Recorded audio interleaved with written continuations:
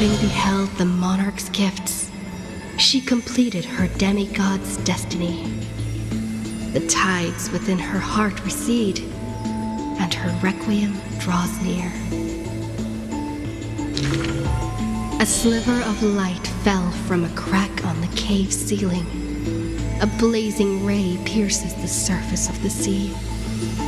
An aching urge to chase the light wells within her, and with a flick of her tail, she drifts towards the breach. In the deep sea, 1,000 years passed. The sea siren once swam to the shore with unwavering will. Fish gathered in silent procession to escort the princess to her final rest. The moment she leapt free from the water, she felt the waves stirred by peals of laughter. Mirages of her friends shimmered and faded, and songs of joy rang out from the shore, just as she had wished. Dux Fragoris sliced the Droma's flank with a time-worn edge. Dux Brumalis cast an icy chalice, steaming with the breath of frost. Dux Halkalithist brimmed her vessel with honey brew, while Dux Carmenem unfurled a scroll of new verse. At last you have arrived, our belated musician. The gold weaver's silver needles hover in the air, weaving beautiful outfits for her. Electra accepts the gift that does not exist, as salty water wets her new attire. She knows this is not reality, just like the world she loves, mere foam in the sea of stars. Even so, she drank down the aurora lights in the cup, as intoxication flew from her fingers into music and song. In the drunkenness granted by her mother, in the dream granted by that drunkenness, in the feast granted by that dream, I too shall have my fill of feasts. Now sober, she begins one last song. The musician plucks her strings in the spring, and the waltzing hem stirs the water into waves, revealing memories in throngs. She sings of the once awakened Titan, how the princess accompanied the queen to swim in azure waves. She sings of the confident and dashing monarch, of loyal knights who marched with the imperator to seize the solemn states. She sang of the one destined by heaven's will, of demigods who bore 1,000 years of watch for the hero. She sang of that little gray fry, and how the gladius defended the deliverer from apocalypse's storms. She sang of herself, a cup made of fish bones, ever waiting for someone to banish the nihility within, pouring the honey brew of fate for her to the brim. She sang until her voice turned hoarse, and the spirit water she held was no more. The honey brew ran out, the final notes dispersed, and the feast of fantasy shattered in turn. Before the deadly, quiet seashore, she gave one final smile, then faded into sea foam. To the fish from beyond the sky, we shall sink into the past. For she had glimpsed the sky beyond the cave, and chose to believe in the promised future. embracing a hope as fragile as mist. You must carry the new sun and swim toward the distant horizon.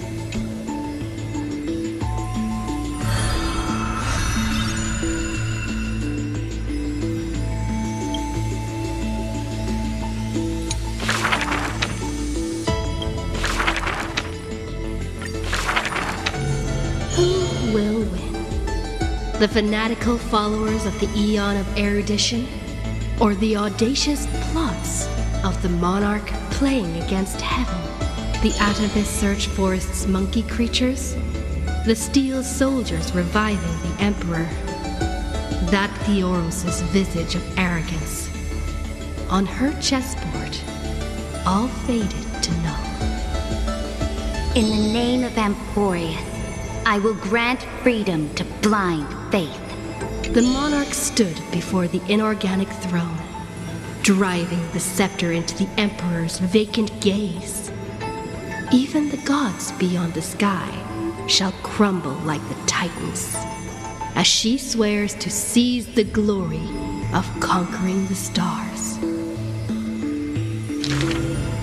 Who will win? The immortal faithfuls of the Eon of Abundance, or the storms dancing between the chessmaster's fingertips?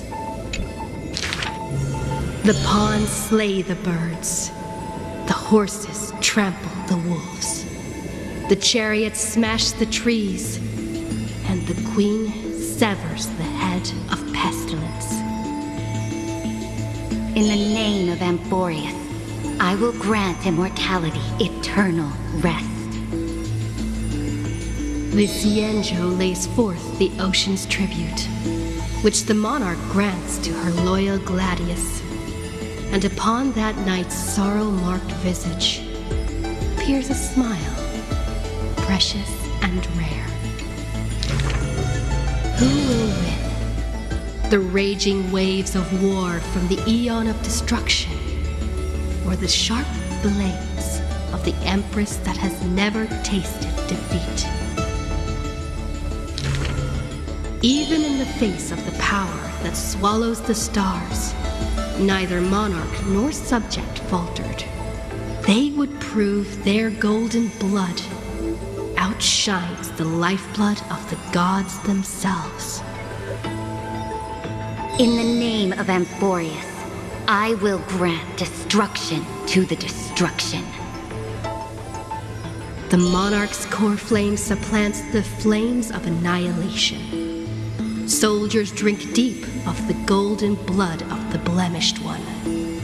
She has slain the wellspring of tragedy, once again usurping destiny's crown. Who will win? The light of the esteemed gods beyond the sky, or the core flame lighting up the world in the Imperator's heart? The fury of the stars surges headlong, boiling at the edge of the galactic empire. Mighty factions thrust into her realm, yearning to seize back the splendor of old. In the name of Ampherous, Stellar winds scatter the enemy's remaining ashes, as golden blood once again congeals into familiar epitaphs.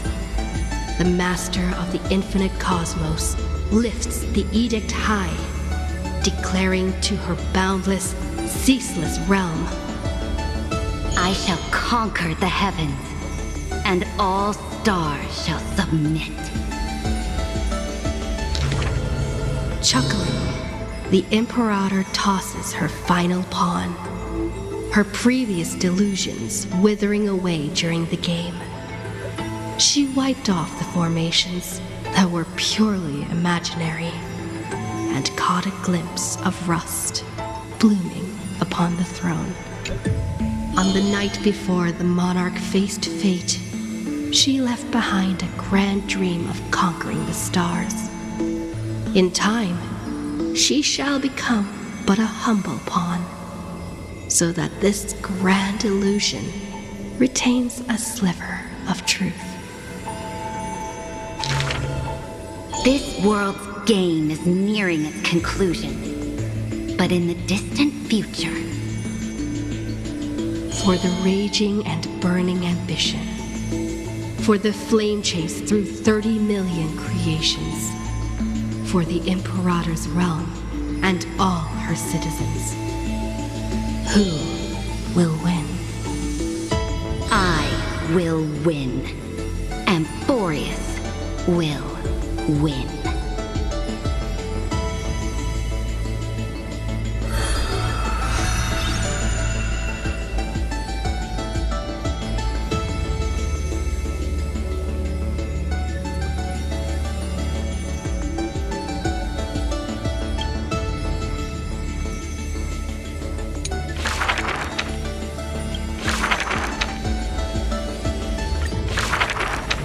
Before arriving at Ampherous, our last stop was Dan Heng's homeland, a place called Xianzhou. Xianzhou is just a general term. This starship is called the Law Fu. I had some wonderful times there practicing swordplay. By the way, which is stronger, the bow or the sword? I'd say the sword. It can cleave a mountain in half. You've been watching too many Immersia. I've been working my butt off just to avoid using a bow. Come on, let's become weapon masters together. To master a skill, one must first find a mentor. And I ended up with 2 of them. So, sometimes I run laps, sometimes I lift weights, and sometimes I do both at the same time. Looking back now, those days were really fulfilling. No pain, no gain. Am I right? Between sword practice sessions, I occasionally hit up the food stalls in Arum Alley to recharge with some delicious eats. Master Yun Li was right. These berry pheasant skewers are absolutely delicious. Hard work pays off. This girl's been up at the crack of dawn every day and finally defeated countless formidable foes. I can testify. March really did defeat countless training dummies. Those wooden dummies aren't exactly easy to break. It takes real skill. Every hero's story needs a villain.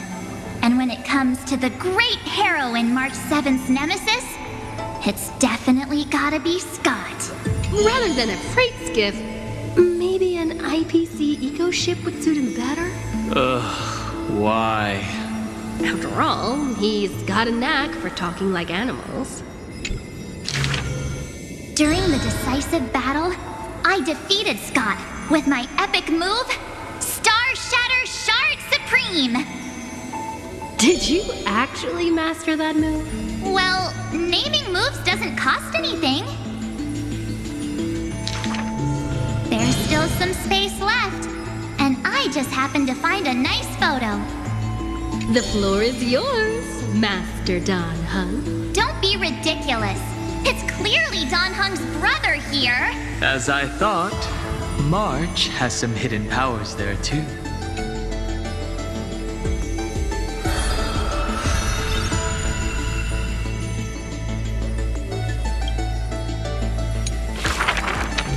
In memory of our first trailblaze together. The 3 of us. On average, we got a wanted poster for every 3 planets we visited. If I could have used my hidden powers back then, they wouldn't have dared to draw me this ugly. Playing hide and seek with Hook was fun. Those kids under her command have quite the hidden talent. When both players in hide and seek are experts, it will turn into a contest of who can last longer without food. On the day the overworld and underworld were connected, I too took the first cable car. The seats were so hard that day, my butt was killing me. Let me teach you a trick. Just keep standing instead, then how can you even call that sitting in a cable car? For the sake of walking smoothly towards tomorrow, we sealed away the truth of the decisive battle, along with our memories, in a box. The juice that day was delicious. I want to drink it again. Ugh, that's Jim Roger bread soda. And what's with that March 7th themed blue and pink color in there? That's just food coloring. Hey, you two! Don't ruin the nostalgic mood! Visiting Urillo again for the Soulworm Festival, I put on some pretty clothes specially for the occasion. Oh, look! Don't I look like a princess? So that's how you've seen yourself all this time. I want to change my clothes and become a devil too. Little ice bear. A sweet little Snow White ice bear. I wonder if it's found any friends yet. I think I saw it in Penacony. Hey, why don't we turn it into a universal social media star? That niche is already dominated by trotters. That big guy who once raised his fists against us is now the hope for Belobog's revival. Mr. Yang was practically drooling watching that. Too bad he wasn't there that time. Not necessarily. By next time we visit Urillo, will it have turned into an ocean planet? Then wouldn't those polar bears have to be renamed water bears? The data shows that Urillo's environment is slowly recovering, but the ice shouldn't melt too quickly. Time to remove those floaties from the shopping cart.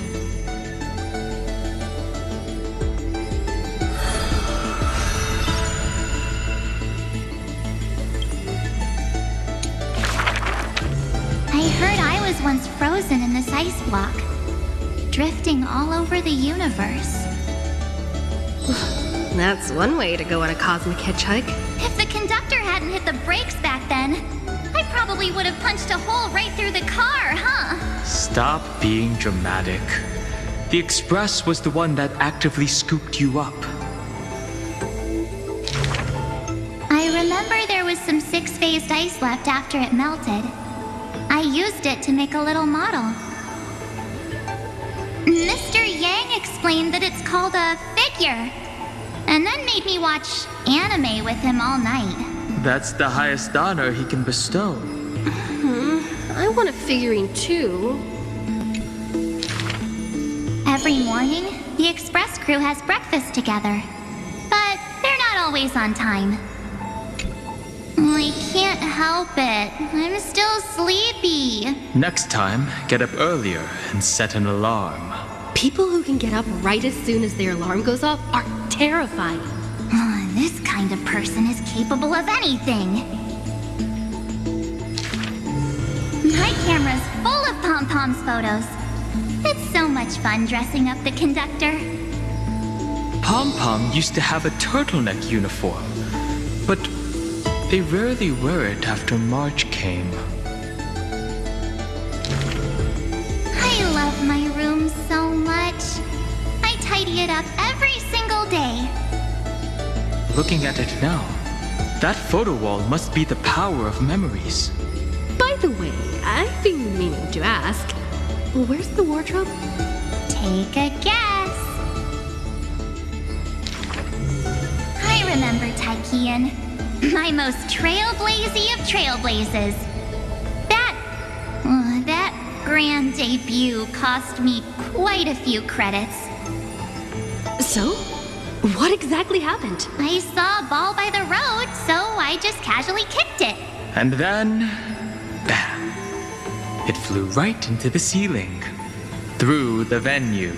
And scored 100 points, too. We'll travel together forever and ever. That line sounds familiar. Memories weave the past, bit by bit. They stretch long behind me, like shadows on the path I've walked. I wonder, what stories will the future me create?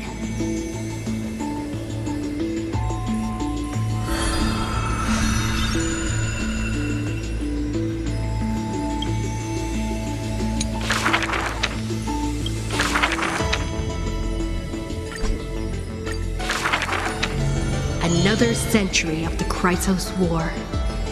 Rust, wails, and the blood of living souls seep into the earth, into the giant dragon's decaying bones and flesh. The trembling bedrock is the giant dragon's eyes. They see dromuses reduced to laborers and food. Mythical beasts turned into weapons of war. War and flames extinguish all their siblings. Yet the giant dragon is powerless, left only with bitter silence and memories filled with guilt. For Earth's trial is to bear the anguish of every living being that walks its surface. Upon the edge of doomsday, the giant dragon's will lay shattered, its scales broken. What greeted them is not a flower-covered Aranova, but a long-fallen black sword. Our strangers, please surrender the core flame for the dawn.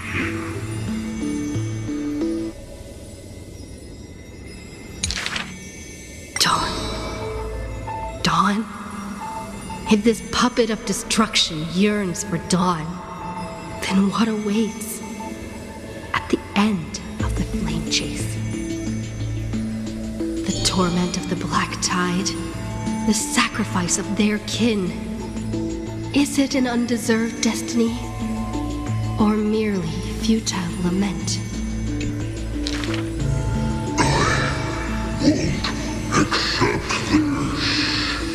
The twisted rocks rise like a roaring tide, yet the swordmaster shows no fear, merely sighs, as if long accustomed to such sights. The rusted joints are shattered one by one. The cracked husk peels away, spilling golden blood. The earthquake that engulfs Ampherous lasts for 3 days and nights. In its final moments of defiance, the giant dragon suddenly realizes this flame chase is nothing but the kindling of self-pity, the breeding ground for calamity. Yet, Earth's end is not dimmed by the shadow of the dark blade. In that special recurrence, the blazing sun extinguishes itself to set the destruction aflame. At that time, as the giant dragon sinks into the earth, still chewing on the pain of betrayal, it hears the footsteps of Evernight. I need a helper to watch over time until the very end. Evernight waves her sleeve, bathing the giant dragon in a memoria tide. And so, the giant dragon sees the past and present of Earth and understands that the starry sky is forever out of reach. The 33,550,337th eternal recurrence. The demigod Terravox feigns their fall, using the tides of memories to dilute their existence, forging an arc with Earth's core flame. In that 1,000 years of defiance, heroes of golden blood meet their tragic end. while the giant dragon remains deaf to their plight, only silently gathering their exiled kin. The pact with Evernight is simple. Time would erase the pain of Earth and cradle it in peaceful slumber among its own. And Earth shall become Time's ally, for it alone can keep watch until the end of the world.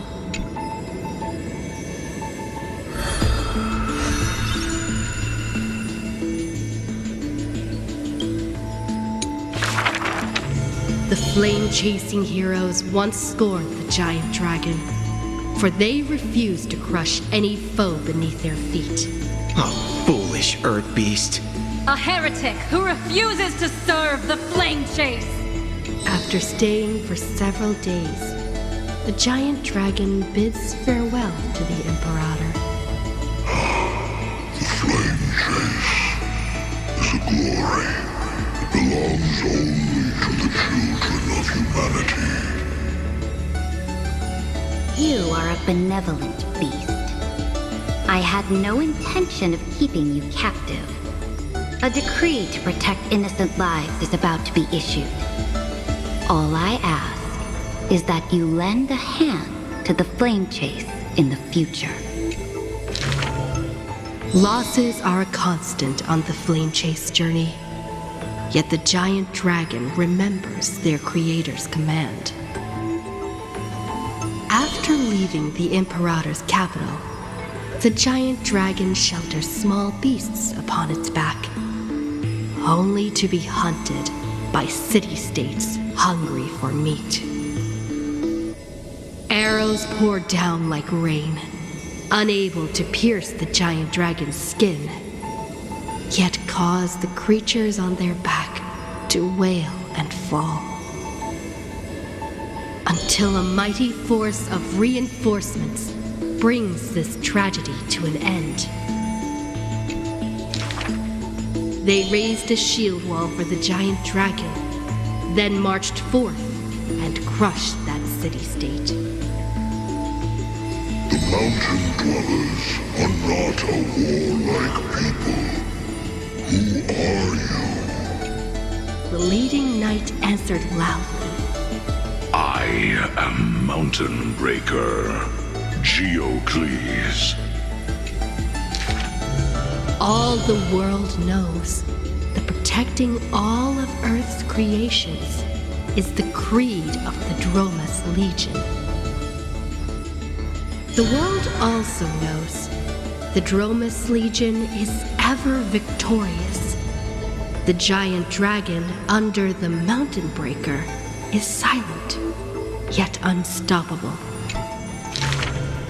Endurance does not help with survival. Mountain Breaker always speaks of his friend this way, while the giant dragon only responds with a low growl. Soon after, when word came that the flame-chasing army targeted Earth, the Dromas riders set forth in full force, all to protect their creator. On the eve of the march, the giant dragon receives a secret message. Your one and only flame chase must be to slay your creator, and then fight to survive. Records state, in the Battle of the Abyss, the Dromas riders were broken after Terravox's betrayal. The Mountain Breaker shed his armor and fell from the cliffs to his end. Earth carved the memories of the betrayal into its strata, until Evernight would leaf through them. Oh, Earth. Time is willing to wash away that pain of betrayal. As a memo sprite, the mighty Mountain Breaker reunites with the giant dragon. His voice trembles in a whisper. That couldn't have been your choice. The giant dragon only responds with a low growl.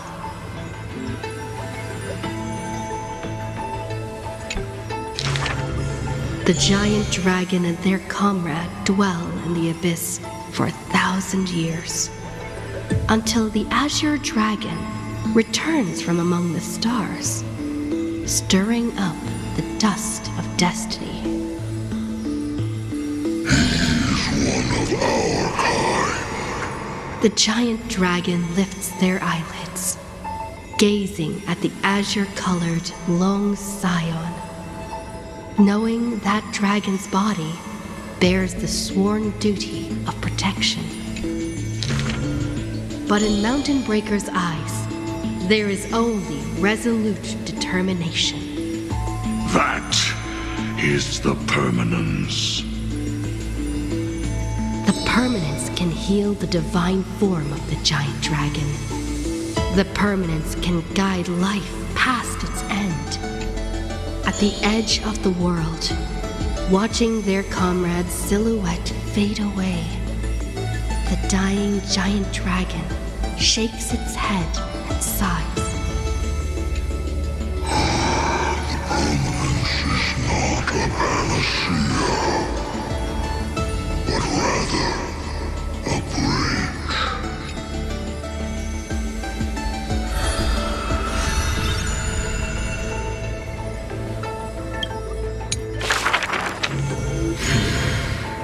Years later, gazing up at the vast starry night sky, I often ponder, what does the permanence truly mean? The countless souls entrusted by Terravox still surge within my chest, like an eternally burning furnace.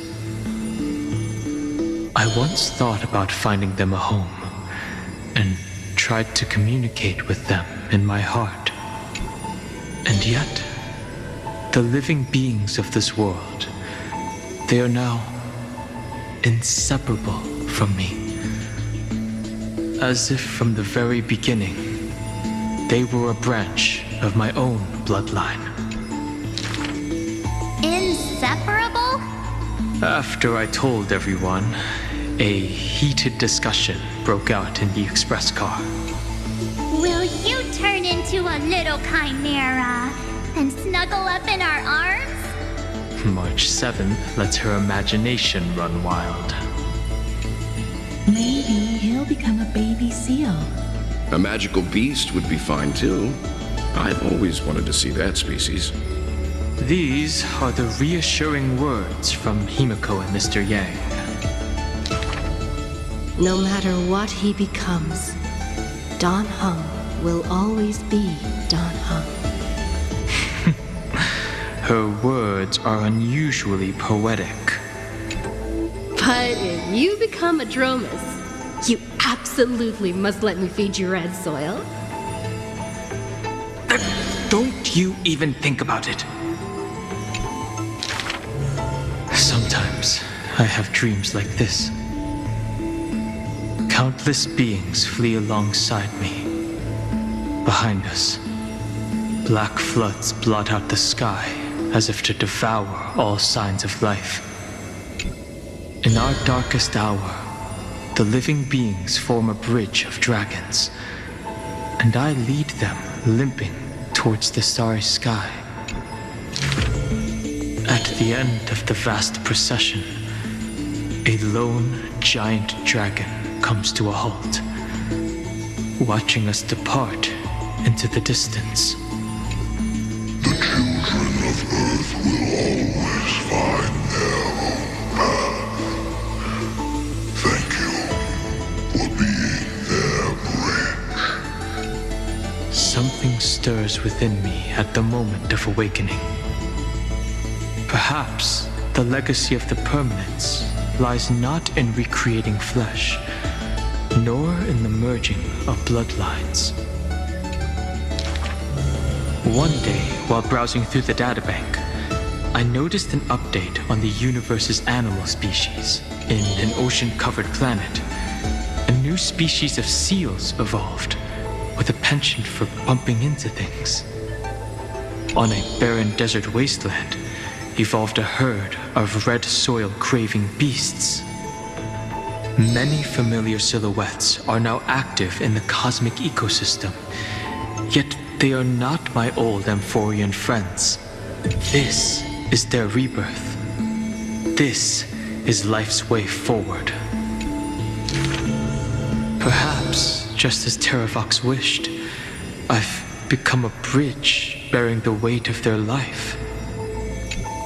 They once shattered the battle formation of the mountain dwellers, tore open Giorios' chest, swallowed the core flame, only to resolutely pass it on. Creation will always betray its creator, just as witnessed at the dawn of civilization. Frail beings betrayed the dark tides, climbing onto land, ascending the branches high, finally betraying their home and gazing upon the stars. The furnace in my chest still pulses. In the gaps between the heated torrents, I sometimes find myself in a daze, catching glimpses of that colossal figure in the cosmos's cracks. It was a giant dragon named the Permanence.